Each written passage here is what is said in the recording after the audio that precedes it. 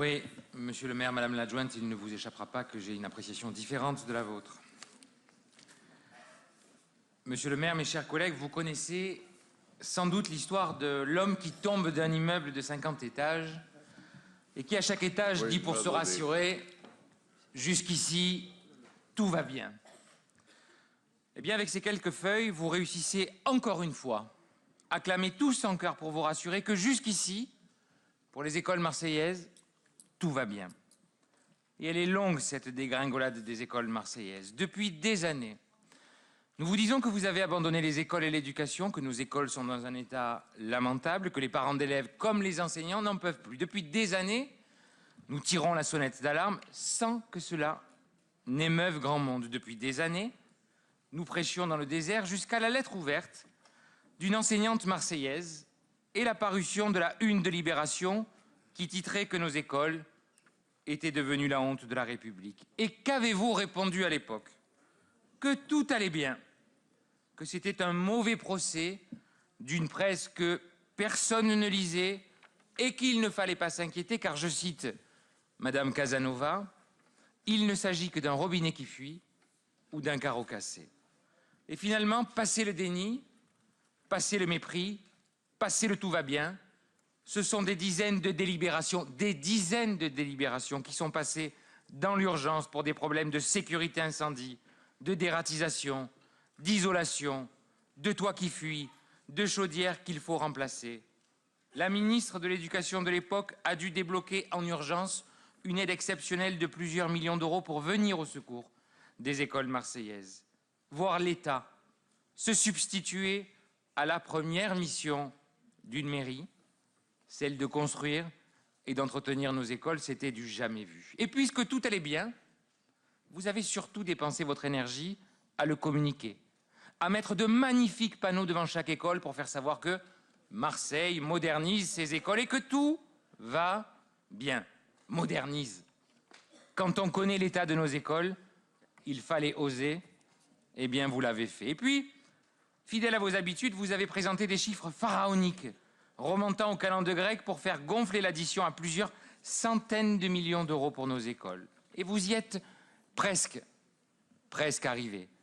Sauf que pour votre plus grand malheur, les Marseillais qui sont allés dans des écoles, même délabrées, savent faire des divisions. Et que ramener par école et par année le budget consacré à l'entretien et à la rénovation des écoles est l'un des pires de France. Jamais une grande ville française n'avait consacré aussi peu d'argent à l'entretien et à la rénovation de ses écoles. C'est simple, nous avons le même budget scolaire que Toulouse, mais avec 2 fois plus d'écoles. Et comme une voiture qu'on n'entretient pas, on fait des économies de bout de chandelle sur des vidanges, et à la fin, c'est le moteur qui lâche. Mais là encore, vous aviez trouvé une parade pour vous rassurer et clamer que jusqu'ici, tout va bien. Alors après avoir englouti des millions d'euros d'argent des Marseillais dans des études aussi fumeuses que téléguidées, vous aviez trouvé la solution. Il fallait privatiser les écoles. Et là aussi, nous avons été les premiers ici, sur ces bancs, à vous dire que vous faisiez fausse route, que vous aviez trouvé la pire des solutions, celle qui allait faire exploser les impôts des Marseillais avec un projet 300 millions d'euros trop cher.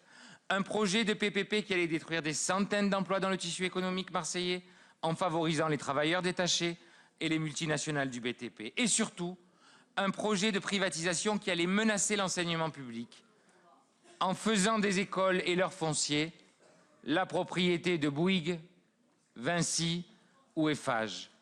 Il aura fallu la mobilisation inédite des parents, des enseignants et même des architectes, des professionnels du BTP pour faire échec à votre projet. Avec Jean-Marc Coppola, nous avons déposé 15 000 signatures de Marseillais sur votre bureau pour vous dire que d'autres projets plus justes, plus efficaces et plus durables existaient. Nous avons dit que chaque mois perdu dans votre obstination avec ce projet aussi fou qu'illégal allait faire perdre un temps précieux aux enfants de Marseille. Et pourtant, même après une première condamnation au tribunal administratif, vous avez persisté. Errare humanum est, perseverare diabolicum. Aujourd'hui, après 3 ans de bataille dans l'hémicycle, auprès de Marseillais devant les tribunaux, la justice nous a donné raison. Sachez, monsieur le maire, que cela ne nous réjouit pas, Nous n'avons fait que notre devoir, celui de tout faire pour que Marseille et les Marseillais réussissent à défendre leurs intérêts. En attendant, les écoles ne vont pas mieux et ce ne sont pas ces quelques pages, Madame Casanova, qui viendront dire le contraire. Tout ceci n'est qu'une mascarade, une énième facétie pour cacher aux Marseillais la vérité de la situation de nos écoles. 470 écoles, mais à peine plus que quelques pages. Pas d'informations précises. Aucun cas détaillé. Vous réussissez l'exploit, Madame Casanova, l'exploit de nous présenter ce matin, fin janvier, des notes moyennes. C'est un peu comme si les marins-pompiers étaient appelés dans un incendie à l'hôtel de ville et que plutôt que d'éteindre le feu, ils déclaraient que Notre-Dame de la Garde tient debout, que le stade Vélodrome va bien et que les calanques resplendissent et qu'au final, en moyenne, tout va bien. On arrive à la fin du mandat et certains élus n'ont jamais mis les pieds en commission, ni même pris la parole une seule fois en 6 ans, mais en moyenne, tout va bien. Nous sommes la ville la plus embouteillée de France, mais il paraît qu'en pleine nuit, on arrive à traverser la ville sans encombre. Alors en moyenne, tout va bien. Tout ceci, chers collègues, n'est pas sérieux, n'est toujours pas à la hauteur de l'urgence. Depuis 2014, nous demandons un vrai plan de rénovation de nos écoles, un diagnostic précis, chiffré, école par école, classe par classe, un état des lieux partagé sur les problèmes du bâti, de sécurité, d'accessibilité et d'usage. Et surtout, Madame Casanova, un plan pluriannuel ambitieux pour remettre à niveau nos écoles. D'ailleurs, à propos de ces nouvelles écoles, Monsieur le maire, c'est à vous que je m'adresse.